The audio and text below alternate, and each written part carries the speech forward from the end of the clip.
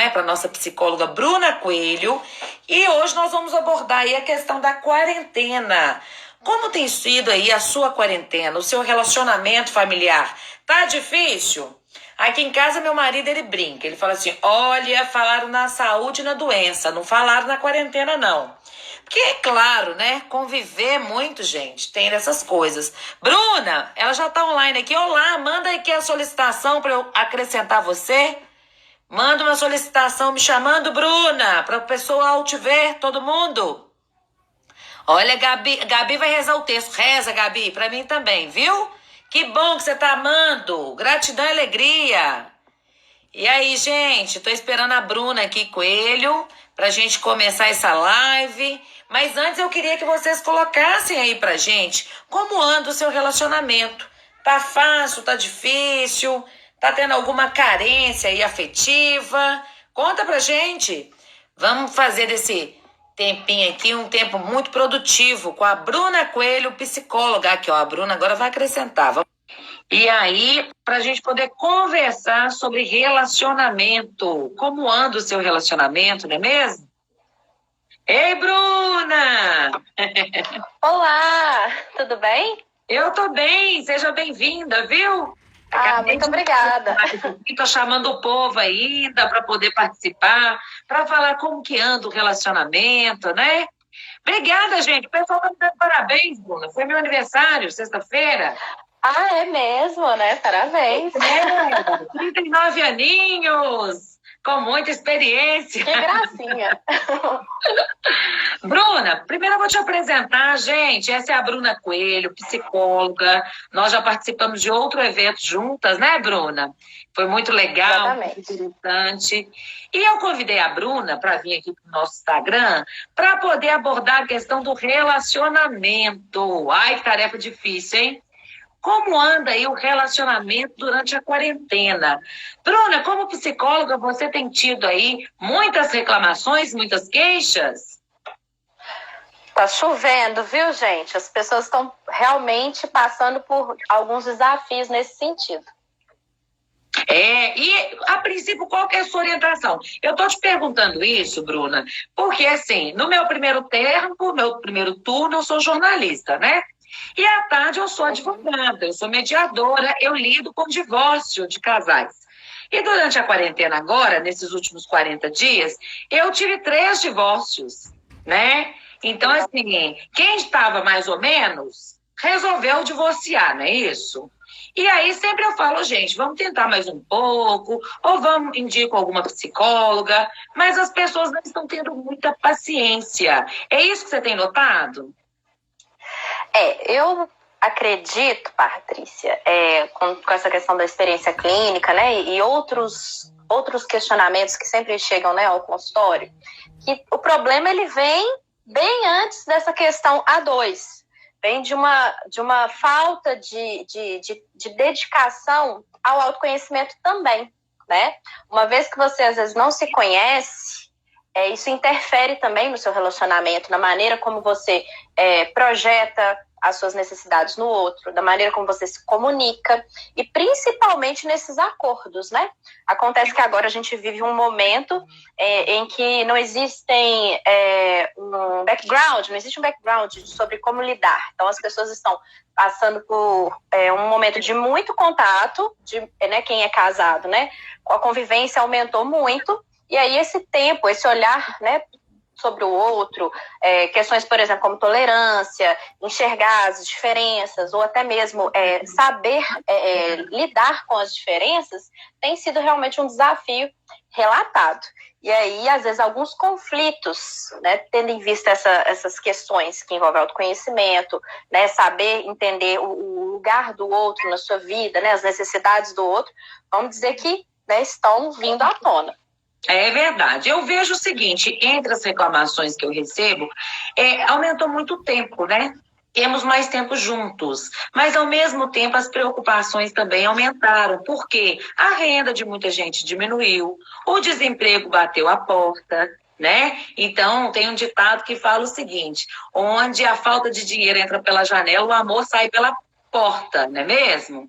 E aí a gente fica vendo isso, porque pelo menos desses 3 últimos divórcios que eu realizei, eu percebi que às vezes não falta, não é amor, mas falta uma certa coerência, uma certa paciência, e até mesmo para lidar com esses momentos assim de pandemia, porque existe uma questão assim muito grande devido à falta de segurança também, né, Bruna? Para quem quer controlar o amanhã, a pessoa sofre muito, não é isso? Exatamente. Então, assim, a gente está passando exatamente por um momento que não tem esse background, né? Então, são fatores novos. Então, as pessoas vão ter, né, às vezes, uma dificuldade até em entender, se localizar e se adaptar, né? Criar um estado de resiliência frente a essa situação. Sobretudo com relação aos tempos, né? Vamos pensar que, eu até abordo isso muito, né, com os meus clientes, a importância dessas referências, né, de cuidados com relação às finanças, planejamento, e isso, de alguma maneira, né, impactar, né, as pessoas com relação assim, a prever determinadas ameaças, seja ao futuro, à saúde da família. Isso vai ser um fator, né, estressor de forma geral e pode, sim, suscitar alguns conflitos, né, nas relações. Os medos, as pessoas estão passando por um momento de estarem mais sensíveis às situações de estresse. Vamos combinar que tem ameaças, né, com relação à saúde, que são reais, mais do que nunca. Ameaças com relação à questão da economia, que vão, né, interferir nesse processo de percepção de segurança, né? E, com certeza, isso pode, se as pessoas não tiverem, né, esse tato, esse olhar, se as pessoas não perceberem como estão suas emoções, validarem as suas emoções sobre esse momento, isso se misturar a outras questões do relacionamento, que às vezes dizem, por exemplo, de dificuldades anteriores de comunicação, né, de planejamento, de acordos, de enfrentamento mesmo, né, de dificuldades. Parte muito afetiva também, né, Bruna? Oi? É uma reclamação muito grande também com relação à carência afetiva. Eu separei aqui uma seguidora que é a Silvia, ela deixou eu falar o nome dela, ela é aqui de BH, e ela fala o seguinte: a pior coisa é estar acompanhada, né, e sentir solidão. Isso também é o que pega muito, né? Porque as pessoas às vezes depositam no outro a sua realização. E eu acho que temos ficado aí muito carentes, né? As pessoas têm reclamado muito de carência. Eu não sei se é devido a essa questão toda do isolamento, porque não está saindo de casa, né? Não está encontrando outras pessoas. Então, todo mundo reclamando muito dessa situação da carência. O que você tem para falar sobre isso? Acontece o seguinte, nós somos seres sociais, então estar com o outro, a necessidade de um contato, de ver, né, da presença, ela é muito importante. Porém, tem algumas outras situações, por exemplo, que interferem na maneira como a pessoa percebe esse momento. Então, vamos pensar, o fato de haver um isolamento social determinado faz com que as pessoas atentem a esse fator e fiquem com um foco de atenção seletiva. E necessariamente pode ser que algumas outras questões pessoais que eu sempre entendo o seguinte, as coisas não são só o momento que está trazendo. Sempre tem uma coisinha, um pontinho lá de trás que talvez, por esse momento, né, ser um momento de referência do isolamento, vai fazer com que suscite. Então, as pessoas estão tendo mais tempo para refletir sobre suas questões. E sim, tem a parte, né, que é comportamental, de não podermos estar, né, próximos, com a proximidade física, né, dos nossos amigos, e a convivência, sim, né, dá uma diferença. Porém, né, existe um fator que a gente sempre trabalha no processo da psicologia, né? Conhece-te a ti mesmo. Então, é preciso que a pessoa entenda quais são suas dores, quais são suas necessidades. E também, né, a solidão, ela é considerada como um existencial. Então, é diferente solidão, solitude, né? A pessoa aprender a lidar com a solitude consigo mesmo, né? Se deparar com suas questões, com suas dores.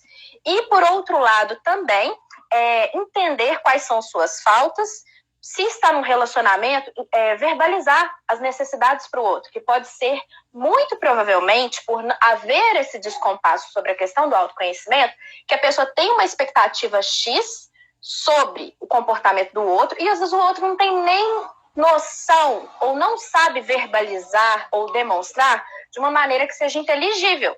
Então fica esse espaço, essa falta, essa lacuna. Então é importante sim, né, manifestar, uma vez que você, né, está com essa falta, né, para essa seguidora, chegar, né, de falar com o seu parceiro. Olha, eu me sinto assim, quando você age de tal maneira, eu me sinto triste.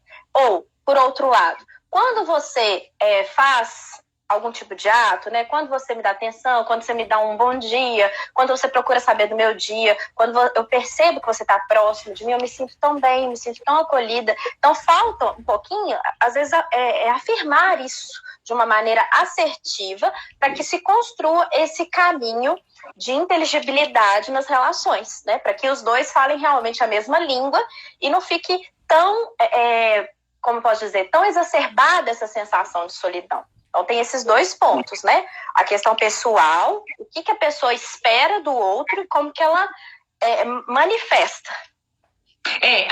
A Silvia, no caso, que reclamou, ela também precisa entender que o marido não tem aí a bola de cristal, né? Que às vezes a gente acha que o óbvio não precisa ser visto. E o óbvio não existe, né? É necessário dizer. Às vezes você está pensando, a pessoa está óbvio, a pessoa está vendo, ela sabe daquilo. Mas a pessoa está viajando, não está vendo nada daquilo, né? Está imaginando. Muito!